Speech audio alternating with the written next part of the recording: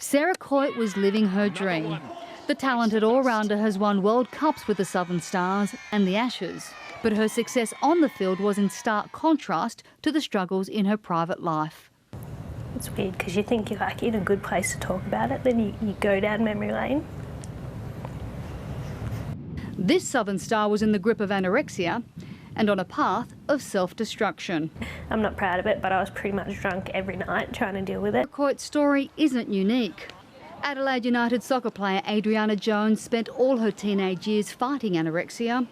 At one stage, her weight plummeted to just 37 kilograms. You're like in hell. Like even when you try and reach your lowest goal, it just gets lower again. Anorexia nervosa has the highest fatality rate of any mental illness. Athletes are twice as likely to develop an eating disorder because of their drive to succeed. Maddie Collier and Erin McKinnon grew up watching AFL. After many years playing for love, these aspiring giants can't wait to leap into the big time. I've grown up watching footy my whole life, and you never think when you're little that girls are going to actually get to play it. As the 8 teams prepare for the inaugural premiership, excitement is building around the country. It doesn't have to be a dream anymore, it can be a goal. We're really excited for it, and we can't wait for the AFLW to start.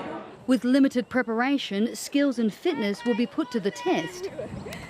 And some are questioning how the league will measure success. The first Australian women's football match was played in 1915, so it's taken 102 years to finally get a women's competition. And although it's still semi-professional, for these women, it's a start of something big. Eventually, give it 5-10 years, we'll be the #1 sport. Aussie girls going places? Yeah, I'd like to see that. The 7-round season kicks off this Friday night. Daniela Intili, ABC News. Danny, it's a sellout crowd tonight.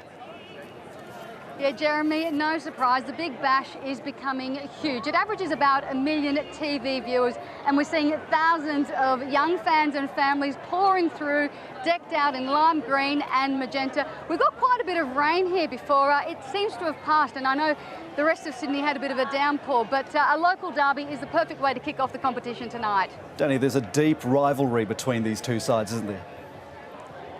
Absolutely, Jez. The Thunder come in as the defending champions, while the Sixers finished last season on the bottom of the table. But for many years, it was the other way around. The Thunder were the perennial cellar dwellers and the Sixers were the competition pace setters. For the Sixers tonight, they'll be without 5 key players who are on national duty, including Mitchell Starc. Daniela Intili is at the Sydney Football Stadium. Danny, what's the atmosphere like there? Nicole, it is absolutely electric. Not surprisingly, there is a sea of black, white and blue fans here who are desperate for the Sharks to get that elusive premiership. There are a few Cowboys jerseys, but they're definitely outnumbered. And how are these two teams shaping up heading into the game?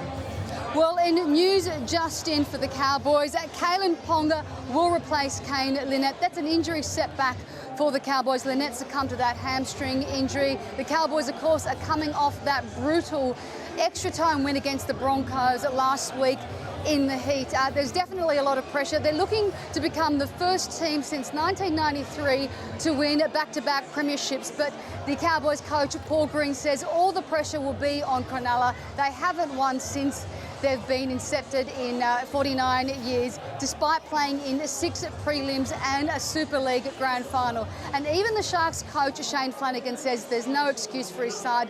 They're well rested, and skipper Paul Gallen returns to the fold. Daniela Intili reporting there live. Biggest scandals in Australian sports history has come to a conclusion. Daniela Intili reports. The guilty bombshell sent shockwaves throughout the Essendon Football Club, their fans and the nation.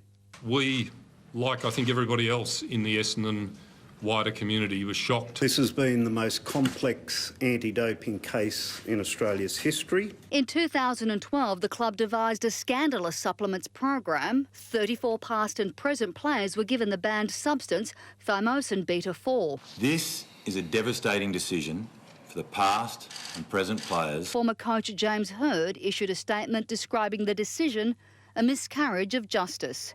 Daniela Intili, 10 Eyewitness News.